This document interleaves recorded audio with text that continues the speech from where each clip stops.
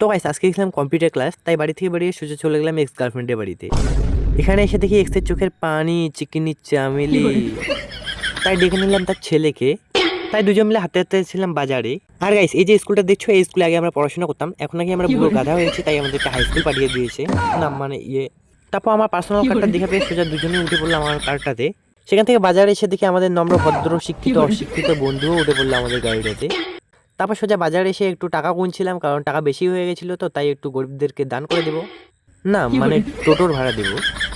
সেখান থেকে চলে আসলাম সোজা কম্পিউটার ক্লাসে। ক্লাস শেষ হওয়ার পর আমাদের বিয়ের সম্মতি নিচ্ছিল, না মানে ওই সইতে নিচ্ছিল আর কি। তারপর সেখান থেকে বেরিয়ে দেখে কাউটা আমাকে আঙ্গুল দেখাচ্ছিল, তাই আমিও কাউটাকে আস্তে করে আঙ্গুলটাকে দেখিয়ে দিলাম।